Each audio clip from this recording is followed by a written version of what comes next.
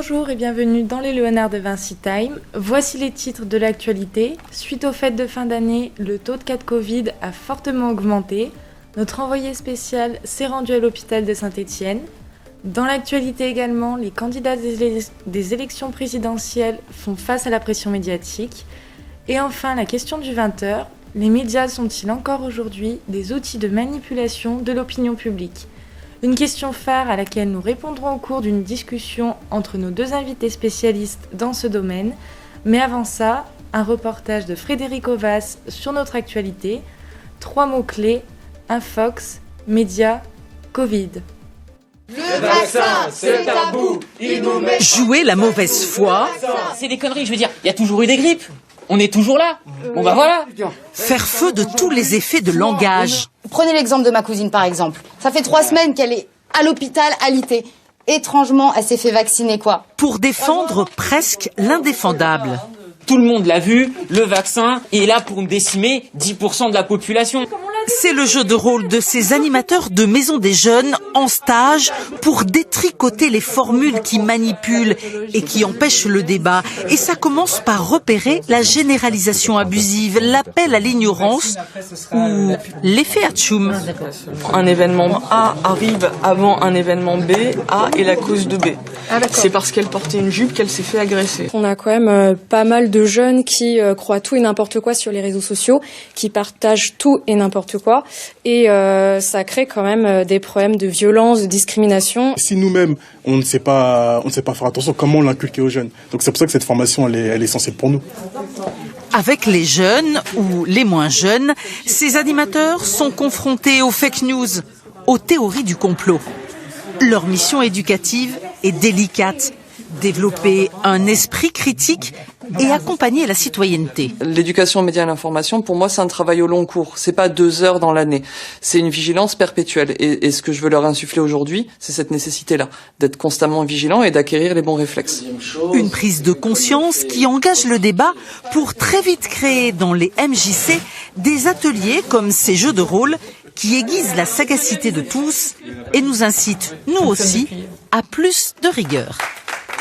Donc après cette courte vidéo, nous sommes en direct avec Flavie Bonnevielle, experte médiatique, et Pauline Ficuet, spécialiste mondiale de l'information publique. Bienvenue à vous deux. Bonjour, merci de nous accueillir. Bonjour et merci de nous accueillir. Donc tout d'abord, pour comprendre le sujet, il faut en premier lieu définir les termes principaux. Donc commençons par le terme média, qui désigne tout moyen de distribution, de diffusion ou de communication interpersonnelle de masse ou de groupe, d'œuvres, de documents ou de messages écrits, visuels ou audiovisuels. Donc l'opinion publique, quant à elle, va désigner l'ensemble des convictions, des croyances, des jugements, des valeurs, mais également des préjugés qui sont plus ou moins partagés par la population. Donc, depuis les avancées technologiques, l'influence des médias a pris une place considérable. Ils représentent un pouvoir indéniable dans la société mondiale aujourd'hui. Cette puissance se traduit par leur capacité à fixer, à façonner les modes de pensée de la société.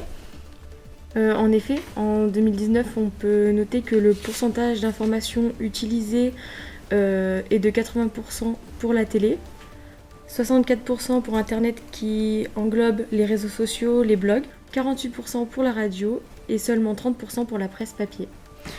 Donc on peut dire que les personnes utilisent davantage les technologies, mais Pauline, qu'en pensez-vous ? Eh bien, avec ces informations, oui, on peut effectivement noter que les médias y prennent de plus en plus de place dans nos vies au quotidien et que cela a un impact. Et alors, les médias sont-ils de bons moyens pour se renseigner ou même apprendre des choses ? Oui, les médias peuvent être de bons moyens pour se renseigner lorsque, par exemple, on va chercher une information. Mais quant au fait d'apprendre des choses, il existe des applications qui vont être spécialisées dans certains domaines. D'accord, donc selon vous, ce sont des bons moyens pour se renseigner ou même apprendre différentes choses. Mais qu'en est-il de leur influence ? Leur influence est très importante. Mais alors pourquoi ? Ils ne servent pas seulement à se renseigner ou à apprendre, mais aussi à communiquer, à partager différentes choses, comme des photos sur le réseau social Instagram, mais aussi de débattre de différents sujets, comme des sujets nationaux ou même internationaux. Oui, voilà, notamment dans le domaine de la politique, on remarque que la population, elle va s'informer énormément via les réseaux sociaux, car leur usage il est facilité par l'omniprésence des nouvelles technologies. Et on pourrait penser que ce ne sont que les nouvelles générations qui vont les utiliser. Or, il y a tout de même 68% des adultes américains qui les utilisent pour se renseigner. Et donc vous êtes en train de nous expliquer que les réseaux sociaux sont manipulés, ou est-ce la population finalement qui l'est ? En effet, les réseaux sociaux ne permettent pas de trier efficacement les informations. Au contraire, ils encouragent la diffusion d'informations qui provoquent des rumeurs ou des théories du complot. On l'a remarqué notamment lors des présidentielles aux États-Unis de 2016, qui a fourni un exemple de ces dérives. Donc, par exemple, des usines à trolls russes avaient créé de faux sites en anglais destinés à propager des infox incendiaires vers des millions d'Américains. Et donc cette stratégie consistant à instrumentaliser les réseaux sociaux pour affaiblir Hillary Clinton a réussi à peser sur l'élection présidentielle américaine. Mais au final, qu'est-ce que sont les fake news ? Alors, comme l'indique son nom, les fake news, ce sont de fausses informations, des nouvelles mensongères, dans le but de tromper, de manipuler le public. On remarque qu'elles sont diffusées plus facilement et qu'elles sont repartagées de multiples fois par les internautes. Donc pendant 2 ans, des chercheurs ont étudié le comportement de 126 000 rumeurs diffusées entre 2006 et 2017 sur Twitter par 3 millions de personnes et partagées plus de 4,5 millions de fois. Ce genre de nouvelles arrive à toucher 20 000 personnes entre 3 fois moins de temps qu'il n'en faut pour qu'une autre type d'information en atteigne 10 000. Mais alors pourquoi ?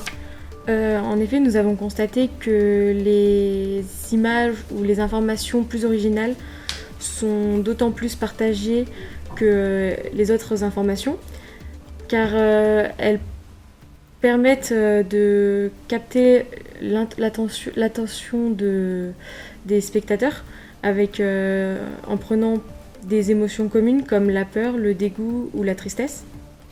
Donc vous prenez toutes les deux des exemples de politiques qui se déroulent régulièrement aux mêmes périodes. Peut-on dire que les rumeurs sont plus fréquentes selon les périodes ? Alors, on ne peut pas vraiment parler de période, mais oui, les rumeurs, elles se font autour de sujets actuels. Donc là, par exemple, dans le domaine de la politique, avec les élections présidentielles. Mais les rumeurs ou les fake news, elles peuvent se faire autour de scandales publics. On peut prendre l'exemple des migrants syriens qui fuyaient leur pays pour rejoindre le Canada, où un enfant de 2 ans a été retrouvé mort selon une photo publiée, alors que 12 autres personnes avaient été retrouvées, mais c'est cette photo qui a fait le tour du monde et qui a été le plus partagée. Voilà, donc tout simplement parce que les photos d'enfants, elles vont toucher plus facilement les personnes et donc elles vont être repartagées plus facilement également. Et donc cette photographie, elle a fait preuve d'un grand tournant avec plusieurs réalisations de sondages pour demander l'avis à la population.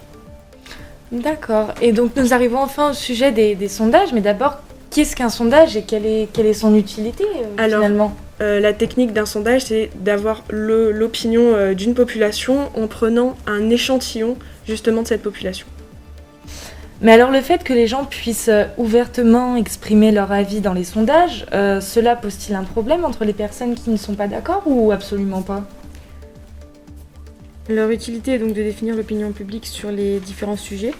De plus, des sondages sont publiés chaque jour sur différents sujets.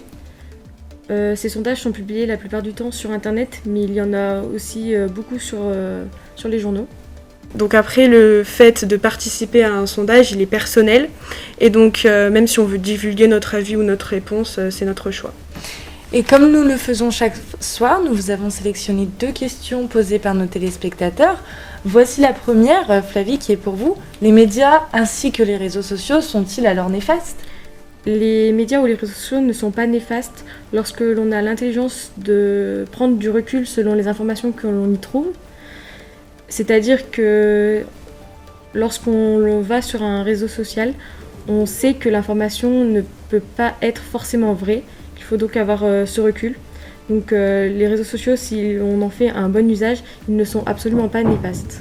Merci pour cette réponse. Et enfin, Pauline, une question pour vous. Doit-on se fier entièrement au sondage ? Merci pour cette question. Alors évidemment, le point de vue, il est personnel à chacun, mais il y a une petite technique pour vérifier la fiabilité des sondages. Ça n'est pas forcément de regarder la réponse, mais avant le nombre de personnes qui est interrogé. Et on finit donc ce journal sur 2 réponses qui nous sont très complètes. Merci à vous de nous avoir accompagnés tout au long de ce journal. Avec plaisir, merci. Oui, un grand merci à vous, à bientôt. Je vous dis à bientôt, à vous qui êtes chez vous. Merci de nous avoir suivis aujourd'hui et je vous laisse avec la météo. Passez une bonne soirée et à demain.